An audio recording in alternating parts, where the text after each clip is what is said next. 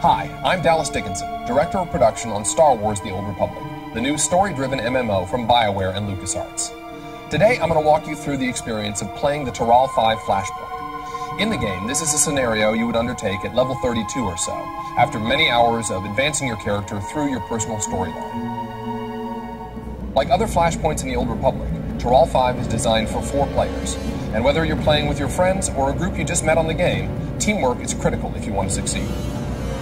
Before you get to the action, though, you've got to learn what this is all about by talking with Master Oteg, a revered Jedi Master who needs a strike team to carry out an important and dangerous mission. Welcome, friends. You're even more impressive in person. Forgive me for not shaking hands, but I forgot my hover seat today.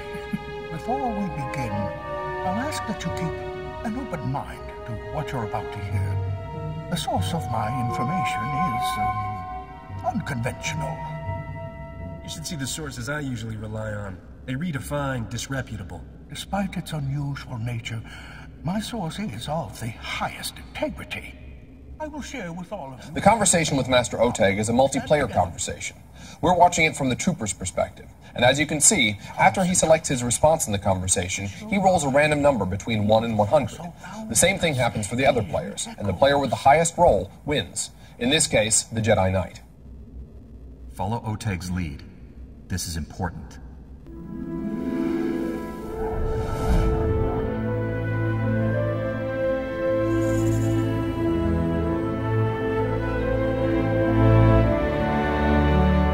It seems that Master Oteg has somehow enabled the entire group, even the non-Force users, to speak with a Force ghost. She is here, a Jedi without physical form. Her body is long dead, but her wisdom, her essence, lives on. The darkness will consume all it touches. The stars will burn black, ashes raining on lifeless worlds. Everything ends. The prisoner holds the darkness at bay, lost inside it for 300 years. His strength will fail. Then he will become the darkness. This prisoner has been fighting the Empire for centuries. How is he still alive? The bond weakens, my friend. I'll take things from here.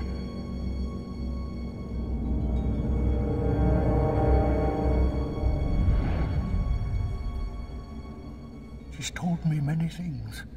Revealed the existence of an Imperial prison in the constantly shifting Maelstrom Nebula, and a way to get there. The only way to navigate the Maelstrom is using a Gree computer hidden at an Imperial fortress. We need that computer to free the Jedi prisoner. That's what I do best. The fortress we're invading is on the planet Taral 5, enemy territory protected by Imperial warships. Too many to fight. But we have a captured Imperial shuttle that can sneak past the sentries. It's waiting for you in the hangar. You can fill me in on the rest while we travel. There's no time to waste. Our fleet will hide at the system's edge so I can monitor your mission and guide you. If something goes wrong, we'll come running. Go to the shuttle, my friends. May the Force be with you.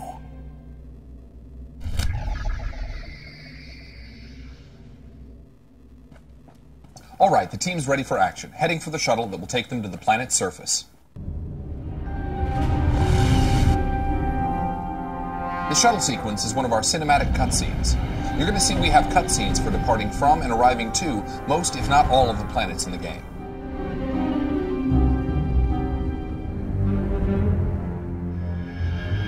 Here comes the shuttle now, landing in a remote location on Taral 5. From here, the players are going to have to proceed on foot.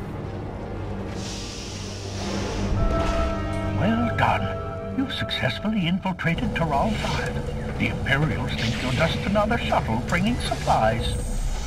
So here you see the players prepping themselves, or buffing up, before going into battle.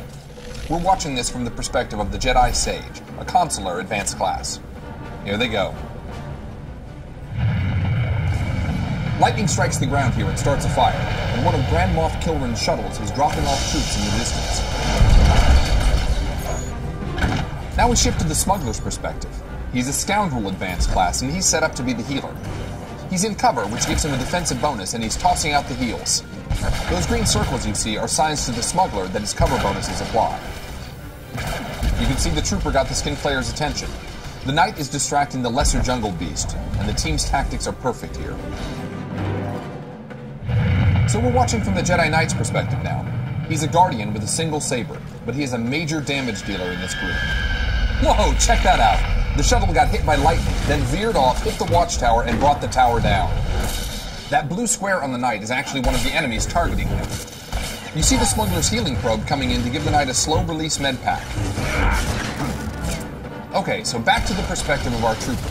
He's a vanguard, which means he gets access to the heaviest armors in the game, and a reactive shield that increases his threat towards enemies. So now the team is headed over to destroy this Imperial research station. That's actually part of a bonus mission inside the Flashpoint. Oh, and they're ambushed by jungle crawlers. The trooper needs to make sure they don't swarm the healer.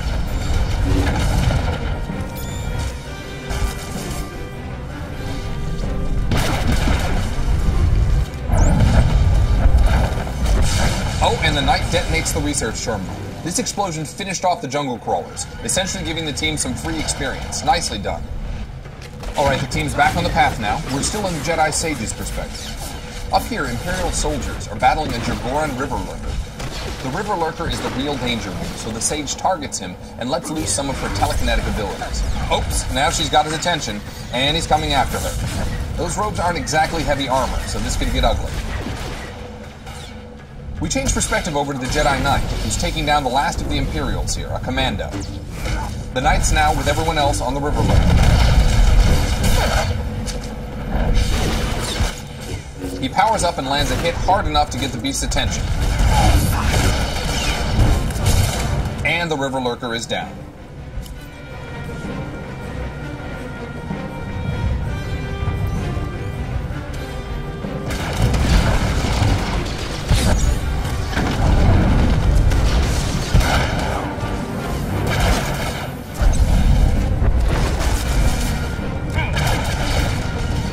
The trooper's got the Vine Cat's attention, but the jungle crawler is on the smuggler. That's no good. Somebody better help the healer. There we go. All good. Next up, Imperials. The Knight starts things by detonating a barrel of explosive material and then wading in. The trooper tosses